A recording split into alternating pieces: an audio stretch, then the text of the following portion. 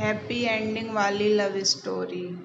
नहीं, मुझे छोड़ दो, मुझे छोड़ दो, मुझे जीना नहीं है, मुझे मरने दो, मुझे मरने दो।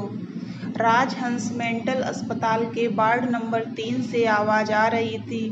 26 साल की आरुषि 60 साल की ऐसी महिला लग रही थी जिसके चेहरे की चमक चली गई थी। सांवला रंग, लंबे बाल, आरुषि मूर्ति सी लगती थी, पर आज वह पत्थर से भी सख्त लग रही थी। वह 1 महीने से यहाँ भर्ती थी क्योंकि उसका मानसिक संतुलन बिगड़ गया था। उसका केस देख रही डॉक्टर नेहा पटेल ने उसके पिछले जीवन के बारे में जानना चाहा। उन्होंने सभी जानकारी उसके गांव मलकापुर जाकर ली। वह एक बहुत बुद्धिमान और बहुमुखी व्यक्तित्व की लड़की थी। उसे 12वीं कक्षा में 99% अंक मिले थे। उसके पिता चाहते थे कि वह डॉक्टर बने, लेकिन उसका एक अलग विचार था। वह एक शिक्षिका बनना चाहती थी। उसका मानना था कि भारत का भविष्य भावी पीढ़ी पर निर्भर है। तब उसका भावी नागरिकों को लायक बनाने का सपना था।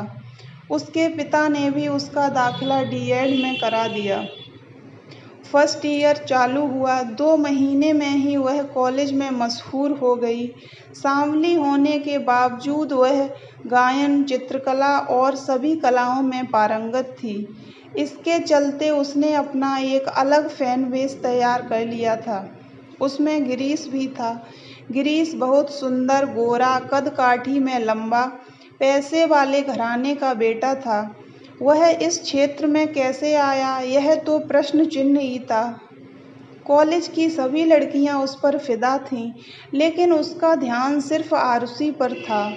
उसे उसके बिना कुछ भी सूझता नहीं था। वह उसकी हर हरकत पर नजर रखता था। यह मामला आरुषि की नज़रों से भी बचा नहीं था, लेकिन उसको लगता था कि सभी अमीर लड़के बिगड़े हुए होते हैं।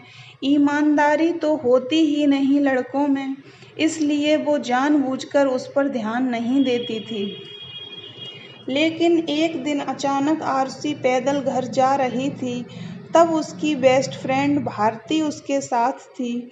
गिरीश ने उनके सामने कार रोकी और आरुषि आगे निकल गई। गिरीश भी गाड़ी से उतर गया और जिद करके आरुषि और भारती को कार में बिठा लिया और दोनों को घर छोड़ आया। उस दिन से उनकी दोस्ती और पक्की हो गई। दोस्ती कब प्यार में बदल गई, पता ही नहीं चला। 2 साल के अंदर ही दोनों में गहरा प्यार हो गया। आज रिजल्ट का दिन था, क्योंकि आरुषि कॉलेज में फर्स्ट आई थी। गिरीश भी अच्छे अंकों से पास हो गया था। दोनों को नगर पालिका में प्राथमिक विद्यालय में नौकरी मिली। दोनों सेटल हो गए थे और सब कुछ अच्छा चल रहा था। लेकिन एक दिन अचानक गिरीश के पिता ने इन दोनों को एक साथ देख लिया। गिरीश ने अपने प्यार के बारे में सब कुछ बता दिया, लेकिन उसके पिता ने अपने दोस्त की बेटी माधुरी से गिरीश की शादी करवा दी। यह खबर आरुषि तक पहुंची और उस दिन से लेकर आज तक वह इस मौत का दंश झेल रही है। यह सब जानकर डॉक्टर नेहा पटेल को बहुत दुख हुआ। उन्होंने उसकी बहुत मदद की। उचित उपचार का उपयोग करके उसे इस स्थिति से बाहर निकालने में मदद की। करीब 6 महीने बाद आरुषि पहले की तरह सही हो गई। वह एक नए दृढ़ संकल्प के साथ अस्पताल से बाहर आई। उसने खुद को आदिवासी क्षेत्र में स्थानांतरित कर लिया। वहाँ के बच्चों को पढ़ाने, उनकी कठिनाइयों को समझने और उन्हें प्रगति की राह में लाने का बीड़ा उठाया। उसका पुनर्जन्म हुआ था। अब वह इन बच्चों के उद्धार के लिए अपना जीवन बिताने के लिए तैयार थी। अपने हंसमुख और प्यार भरे स्वभाव के कारण वह वहाँ सबकी चहेती बन गई। वह स्कूल में दोहरी अध्यापिका के रूप में कार्यरत थी। वहाँ के प्रिंसिपल भी उसके पिता के समान स्नेही थे। वह उसे अपनी बेटी की तरह मानते थे। दोनों पति पत्नी आरुषि को खूब लाड़ प्यार करते थे। प्राचार्य सेवानिवृत्त होने वाले थे, इससे वह बहुत उदास महसूस कर रही थी।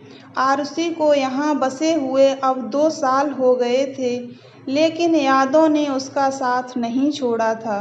कभी कभी वह बहुत दुखी होती, लेकिन आखिरकार वह खुद अपने मन को समझा लेती। आखिर प्राचार्य के सेवानिवृत्त होने का दिन आ ही गया। बेहद भावुक हृदय से उन्हें विदाई दी गई। गांव वालों ने बड़ा आयोजन किया। आरुषि अकेली रह गई। उस दिन वह बहुत रोई। अगले दिन जब वह स्कूल गई तो उसे पता चला कि एक नए शिक्षक स्कूल में आए हैं। सरपंच शिक्षक को स्कूल ले आए। उसे अपनी आंखों पर विश्वास ही नहीं हो रहा था, क्योंकि वह नया शिक्षक गिरीश था।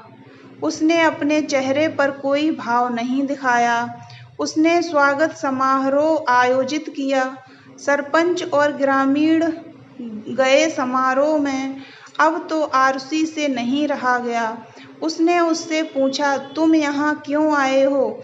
तुमने मुझे फंसाया और अब तुम देखने आए हो कि मैं जिंदा हूँ या मर गई?